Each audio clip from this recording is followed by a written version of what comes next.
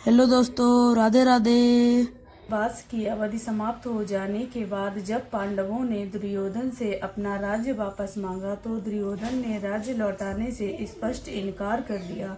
इस पर पांडवों ने भगवान श्री कृष्ण को अपना दूत बनाकर दुर्योधन को समझाने के लिए हस्तिनापुर भेजा। भगवान श्री कृष्ण ने दुर्योधन को बहुत समझाया, किंतु उसकी कुछ भी समझ में न आया और वह पांडवों का राज्य लौटाने से इनकार ही करता रहा। तब भगवान श्री कृष्ण ने यहाँ तक कहा कि यदि वह पांडवों को मात्र 5 गांव ही दे दें तो वे इसी से संतुष्ट हो जाएंगे। दुर्योधन ने वे भी नहीं दिए और उसने यहाँ तक कह दिया कि मैं बिना युद्ध के 5 गांव तो क्या सुई की नोक के बराबर भी भूमि न दूंगा। तब प्रभु श्री कृष्ण ने भीषण हुंकार करके अपना स्वरूप विकराल किया और कौरवों को युद्ध की विभीषिका से अवगत कराया, किंतु जिद पर अड़े दुर्योधन की आंखों पर तो जैसे अधर्म की पट्टी बंधी हुई थी, उसे कुछ भी दिखाई न दिया। अंततः युद्ध का निर्णय हुआ। इस प्रकार कुरुक्षेत्र के मैदान में हस्तिनापुर के युद्ध के लिए कौरवों और पांडवों की सेनाएं आ डटी। धृतराष्ट्र की इच्छा हुई कि वे भी कुरुक्षेत्र के मैदान में जाएं और महाभारत के युद्ध का हाल जानें। अपनी यह इच्छा उन्होंने महर्षि वेदव्यास जी के सम्मुख प्रकट की। महर्षि वेदव्यास जी बोले, वत्स, कुरुक्षेत्र के मैदान में जाकर ही तुम क्या करोगे? यदि महाभारत के युद्ध का हाल जानने की तुम्हारी इच्छा है तो मैं तुम्हें दिव्य दृष्टि प्रदान कर देता हूँ। तुम हस्तिनापुर में रहते हुए ही कुरुक्षेत्र के युद्ध के सब दृश्य देखते सुनते रहोगे। नहीं भगवान, मुझे ऐसी दिव्य दृष्टि नहीं चाहिए। धृतराष्ट्र शोक मग्न होते हुए बोले, जिसके द्वारा मैं अपने पुत्र पौत्रों और बंधु बांधवों की करुण चीत्कार सुनूं और मृत्यु के दृश्य देखूं, जब आज तक मैं उनकी हर्षोल्लास भरी मुखाकृतियां ही न देख सका, तो ऐसे करुण दृश्य देखने के लिए मुझे दिव्य दृष्टि नहीं चाहिए। किंतु वत्स, महाभारत के युद्ध का हाल जानने के लिए भी तो तुम उत्सुक हो। हाँ मुनिवर, तब ठीक है। महर्षि वेदव्यास जी धृतराष्ट्र की शंका का समाधान करते हुए बोले, मैं तुम्हारे सारथी संजय को दिव्य दृष्टि प्रदान किए देता हूँ। संजय तुम्हारा परम प्रिय शिष्य भी है। यही हस्तिनापुर में तुम्हारे निकट बैठा हुआ कुरुक्षेत्र के धर्म युद्ध का संपूर्ण विवरण तुम्हें भली भांति सुनाता रहेगा। संजय वहीं महाराज धृतराष्ट्र के पास ही बैठा हुआ था। महर्षि वेदव्यास जी की बात सुनकर वह हतप्रभ रह गया। वह यह जानकर रोमांचित हो उठा था कि वेदव्यास जी उसे दिव्य दृष्टि प्रदान करने वाले हैं। मुनिवर, महाराज धृतराष्ट्र कृतज्ञ स्वर में बोले, यह मुझ पर आपकी असीम अनुकंपा होगी और आपकी आज्ञा मुझे सहर्ष शिरोधार्य है भगवान। कर वृद्ध होकर संजय विनीत भाव से बोला। अपना बायां हाथ उठाकर महाराज धृतराष्ट्र को आशीर्वाद देकर और संजय को दिव्य दृष्टि प्रदान करके महर्षि वेदव्यास जी वहां से प्रस्थान कर लिए। धृतराष्ट्र बोले, हे संजय, कुरुक्षेत्र की धर्म भूमि में युद्ध की इच्छा से एकत्र हुए मेरे तथा पांडु पुत्रों की क्या स्थिति है? उन्होंने क्या कुछ किया? इसका पूरा हाल मुझे बताओ। धृतराष्ट्र की बात सुनकर कुरुक्षेत्र के मैदान में डटी कौरवों तथा पांडवों की सेनाओं की स्थिति का वर्णन करते हुए संजय ने इस प्रकार कहा, हे महाराज, इस समय आपके पुत्र दुर्योधन ने पांडवों की सेना की व्यूह रचनात्मक स्थिति का अवलोकन किया और फिर वे आचार्य द्रोण के पास जाकर इस प्रकार बोले, हे आचार्य, आप पांडवों की इस विशाल सेना की ओर दृष्टिपात कीजिए, जिसकी व्यूह रचना आपके प्रिय और बुद्धिमान शिष्य द्रुपद नरेश के पुत्र धृष्टद्युम्न ने की है। पांडवों की इस विशाल सेना में महारथी धृष्टद्युम्न के अतिरिक्त महाबली भीम, धनुर्धर अर्जुन, सात्यकी महाराज विराट तथा द्रुपद, धृष्टकेतु, चेकितान, महाबलशाली काशीराज, पुरुजित, कुंतीभोज, शैब्य, युधामन्यु, उत्तमौजा, सुभद्रा पुत्र वीर अभिमन्यु तथा द्रौपदी के 5 पुत्र आदि सब ही महारथी हैं। हे आचार्य श्रेष्ठ, हमारी सेना में जो भी योद्धा हैं, अब आप उनके विषय में भी जान लीजिए। अब मैं अपनी सेना के योद्धाओं के बारे में आपको बताता हूँ। हमारी सेना में एक तो आप स्वयं हैं, दूसरे पितामह भीष्म महान योद्धा है। मेरे लिए प्राणों का मोह त्याग कर चुका मेरा परम मित्र कर्ण, संग्राम विजयी कृपाचार्य अश्वत्थामा, विकर्ण सोमदत्त का पुत्र भूरिश्रवा तथा बहुत से वीर अनेकों अस्त्र शस्त्रों से सुसज्जित हैं, जो युद्ध कला में बड़े प्रवीण तथा मेरे लिए अपने प्राणों का मोह त्यागने को हर क्षण तत्पर रहते हैं। हे आचार्यवर, पितामह भीष्म द्वारा रक्षित होने के कारण हमारी सेना सब प्रकार से अजेय है।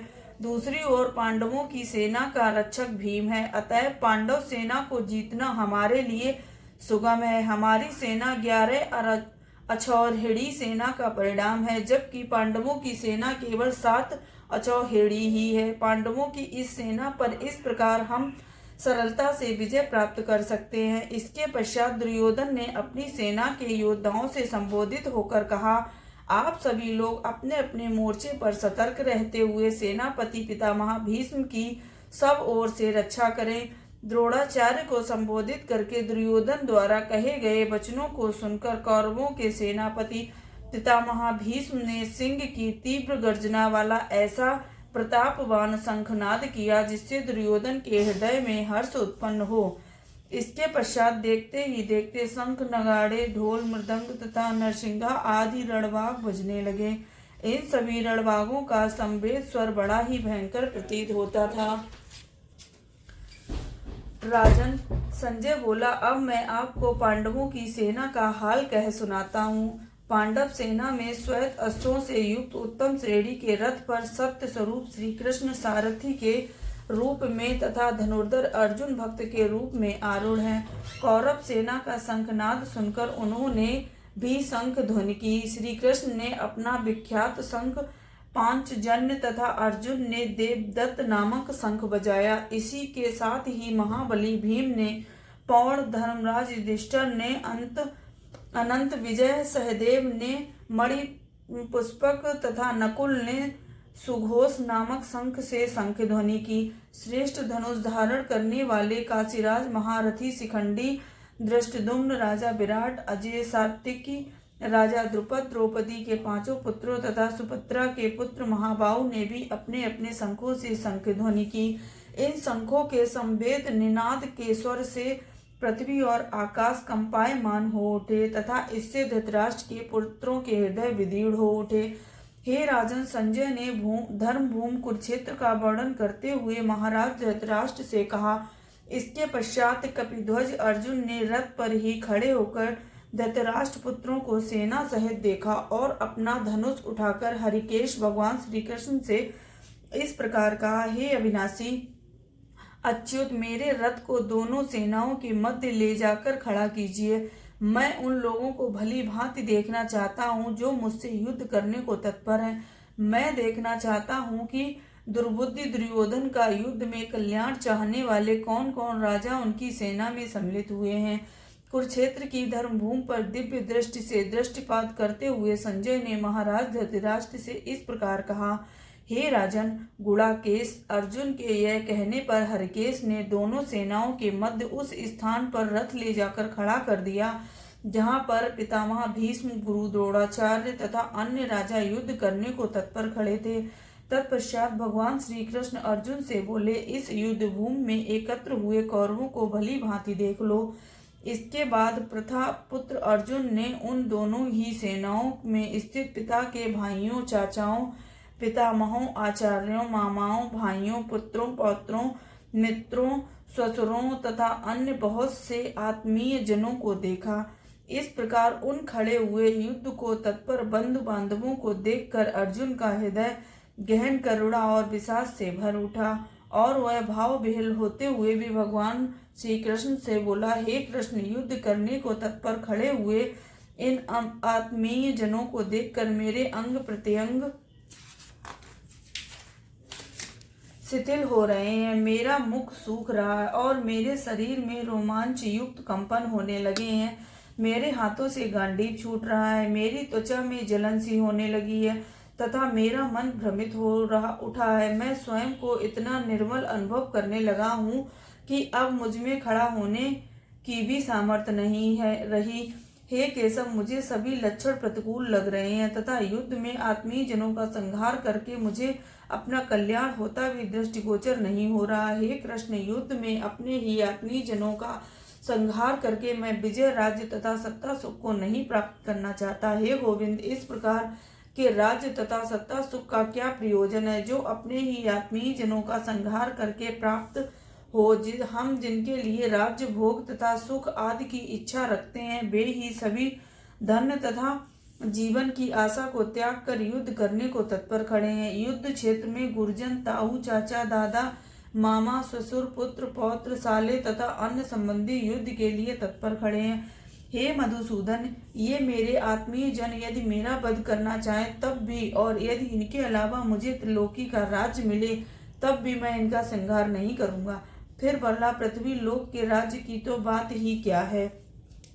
हे जनार्दन, धृतराष्ट्र के दुष्ट पुत्रों का संहार करके भी हमें प्रसन्नता न होगी, बल्कि इन आतताइयों को मारकर हम पाप के भागी ही बनेंगे। यद्यपि धृतराष्ट्र के ये पुत्र कुबुद्धि हैं, तथापि ये वध के योग्य नहीं हैं। अपने ही इन कुटुंबी जनों का वध करके हमें कैसे सुख की प्राप्ति हो सकती है।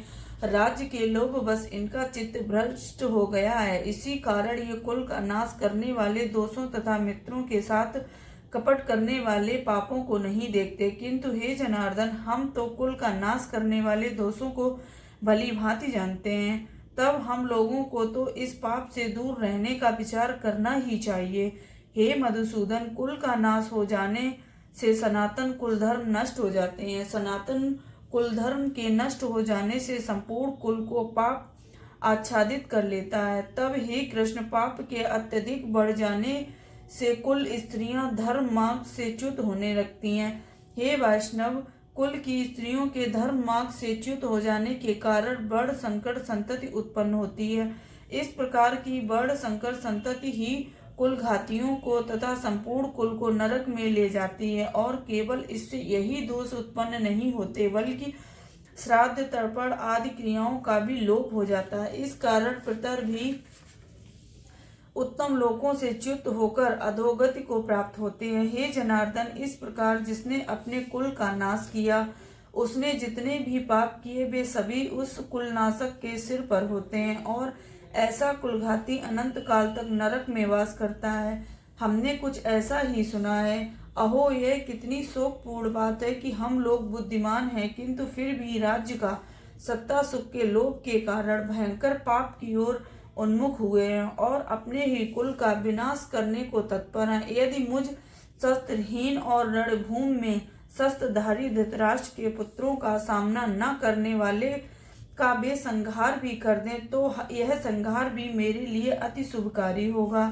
धृतराष्ट्र को कुरुक्षेत्र का हाल सुनाते हुए संजय बोला, हे राजन, इस प्रकार रणभूमि में शोक से उद्विग्न होकर अर्जुन ने अपने धनुष बाण का त्याग कर दिया था और रण के पार्श्वभाग में विचार मग्न होकर बैठ गया।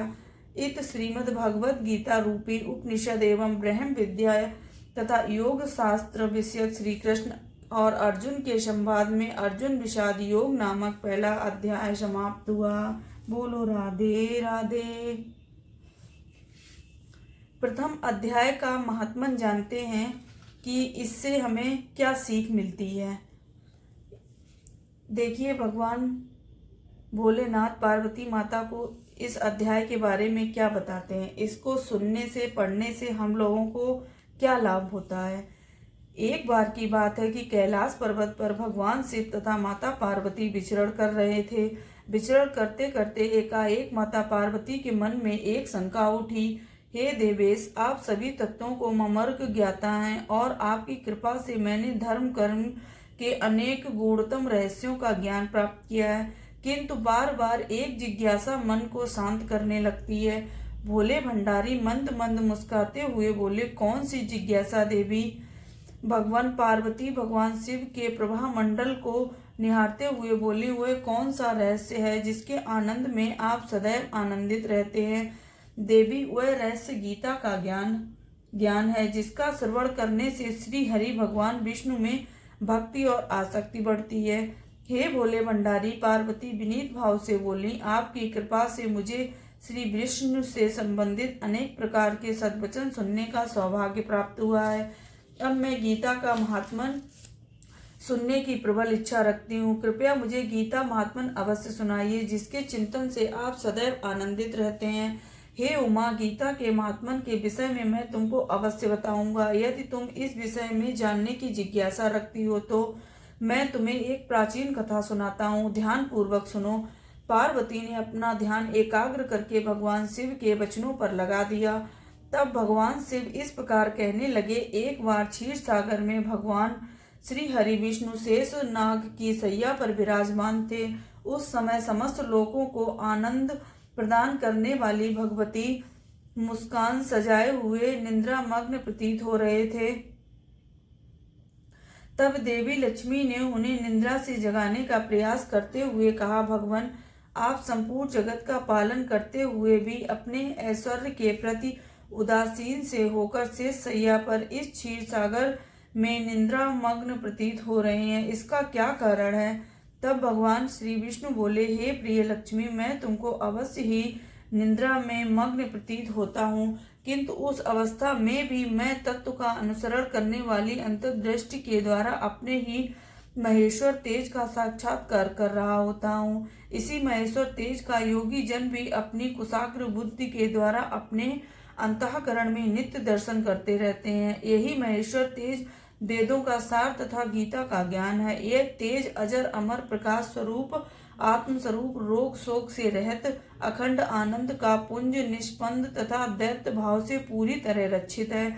इस जगत का प्राणाधार भी यही तेज है और मैं इसी का अनुभव करता रहता हूँ। इसी कारण मैं तुम्हें निद्रा मग्न प्रतीत होता हूँ। भगवान लक्ष्मी ने शंका व्यक्त की, यदि आपका स्वरूप परम आनंदमय है तथा मन वाणी की पहुंच से बाहर है तो गीता उसका किस प्रकार से बोध कराती है? कृपया मेरी शंका का समाधान कीजिए। हे प्रिय, भगवान विष्णु लक्ष्मी की शंका का समाधान करते हुए बोले, मैं गीता में स्वयं अपनी ही स्थिति का वर्णन करता हूँ। गीता के प्रथम 5 अध्याय मेरे 5 मुख हैं, 6 से 15 अध्याय तक मेरी 10 भुजाएं, 16वां अध्याय मेरा उदर तथा अंतिम 2 अध्याय मेरे चरण कमल हैं। इस प्रकार गीता 18 अध्यायों की वांगमयी ईश्वरी मूर्त है। परम पुराण के उत्तरखंड में श्लोक 171 में भगवान श्री कृष्ण को ही गीता के रूप में इस प्रकार प्रस्तुत किया गया है।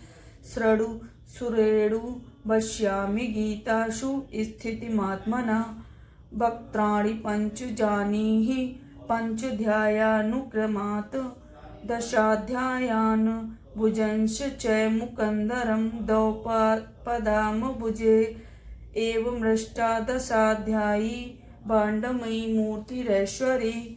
प्रभु, गीता के इस ज्ञान से किस प्रकार किसी का कल्याण हो सकता है? कृपया इसे स्पष्ट कीजिए।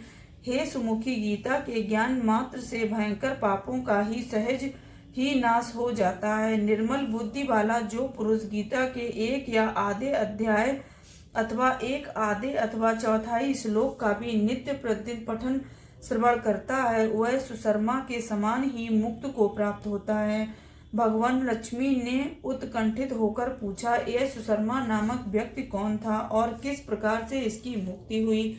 देवी, सुशर्मा नामक यह व्यक्ति अत्यंत ही निम्न बुद्धि वाला और पापाचारी व्यक्ति था। उसका जन्म तो ब्राह्मण कुल में हुआ था, किंतु कर्म से वह अत्यंत ही क्रूर वृत्ति का और वैदिक ज्ञान से पूरी तरह शून्य था। वह इतना अविवेकी तथा लंपट था कि सदैव विषय वासनाओं में डूबा रहता था। वह ध्यान, जप, तप तथा होम आदि कर्मों से पूरी तरह दूर रहता था और विद्वानों की सेवा तथा अतिथियों का सत्कार करना तो वह जैसे जानता ही न था। मदिरापान करने तथा मांस आदि अवच्छय खाने का उसे बड़ा शौक था। अपनी जीविकोपार्जन के लिए वह जंगल से घास फूस और पेड़ों के पत्ते आदि लाकर बेचा करता था। एक दिन की बात है कि सुशर्मा घास फूस और पत्ते लाने के लिए जंगल में गया। वहां पर एक पेड़ के पत्ते तोड़ते समय एक काले भुजंग ने उसे डस लिया। काले भुजंग के डसते ही उसके प्राण पखेरु उड़ गए। इसके पश्चात अपने कर्मों के अनुसार नरक में विभिन्न यातनाएं भोगने के बाद उसने मृत्यु लोक में पुनः जन्म लिया। इस बार उसे बोझा ढोने वाले वृषभ बैल की योनि प्राप्त हुई थी। जब वह कुछ बड़ा हुआ तो उसे एक पंगु लंगड़े द्वारा खरीद लिया गया। वह पंगु बैल पर अपना सारा सामान लाद कर तथा स्वयं भी उसकी पीठ पर सवार होकर खूब आराम से यात्राएं करने लगा। उस बैल से काम तो खूब लिया जाता, किंतु खाने के लिए उसे थोड़ा सा रूखा सूखा भूसा ही डाला जाता। यह रूखा सूखा भूसा भी उसका पेट भरने के लिए अपर्याप्त होता था।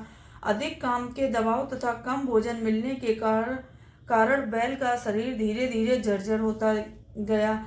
एक दिन वह छीड़ खाए बैल अपनी शारीरिक सामर्थ्य से अधिक बोझ लेकर एक ऊंचे स्थान की ओर जा रहा था कि एकाएक उसे एक बड़े जोर से चक्कर आया और वह मूर्छित होकर धड़ाम से पृथ्वी पर गिर पड़ा।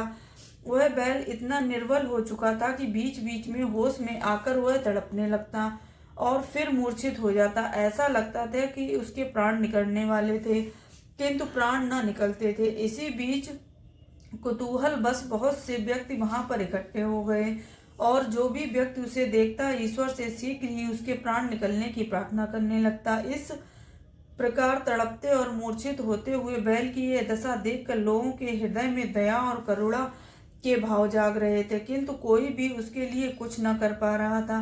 बैल के कष्टों और पीड़ा को देखते हुए उस जन समुदाय में से एक व्यक्ति ने उसके कल्याण की कामना करते हुए अपने पुण्य बैल को अर्पित कर दिए, किंतु उसे कोई लाभ न मिला। इसके बाद वहां खड़े अन्य लोगों ने भी एक एक करके बैल का कल्याण करने के लिए अपने पुण्य अर्पित किए, किंतु फिर भी कोई लाभ न हुआ। लोगों की उस भीड़ में एक गड़िका भी खड़ी यह सब दृश्य देख रही थी। जब बैल की पीड़ा किसी प्रकार से कम नहीं हुई तो उसने भी आगे बढ़कर ईश्वर से प्रार्थना की, हे प्रभु, मुझे इस बात का कोई ज्ञान नहीं कि मैंने कोई भी पुण्य किया हो, किंतु जाने अथवा अनजाने में मैंने कोई भी पुण्य कर्म किया हो तो मैं उसे इस पीड़ित बैल को अर्पित करती हूँ।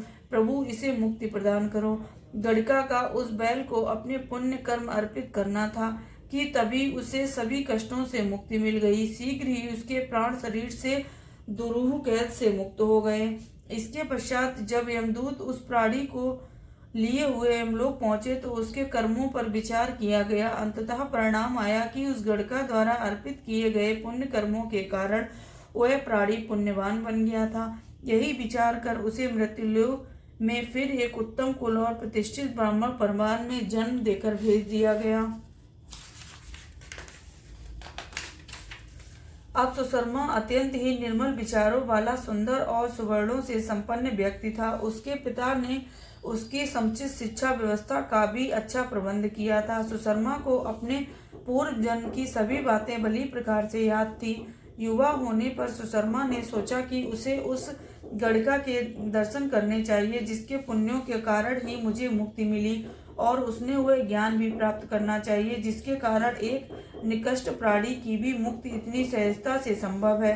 यही विचार कर सुशर्मा उस गड़िका से भेंट करने के लिए चल पड़ा।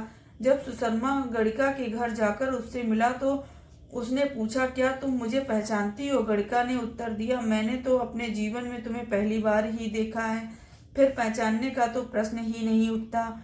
सुशर्मा ने बताया, मैं इस जन्म में तो विप्र हूँ, किंतु पूर्व जन्म में मैं बैल था। वही बैल जिसे तुमने अपने पुण्य कर्म अर्पित किए थे और जिसके कारण ही मुझे मुक्ति मिली थी।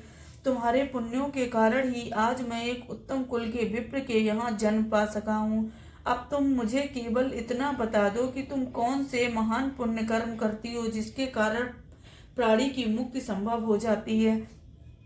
अपनी जानकारी में तो मैं कोई पुण्य कर्म नहीं करती, किंतु मैं एक गड़िका हूँ और गड़िका का सारा कार्य ही पाप कर्मों पर आधारित होता है। ऐसे ही पाप कर्म में मैं भी करती हूँ। मेरे कर्मों में तो पुण्य कर्मों का स्थान ही नहीं, ऐसा कदापि संभव नहीं है। निश्चय ही तुम कोई पुण्यात्मा हो जिसके कारण मेरी मुक्ति संभव हो सके। कृपया मुझे अपनी दिनचर्या से अवगत कराने का कष्ट कीजिए।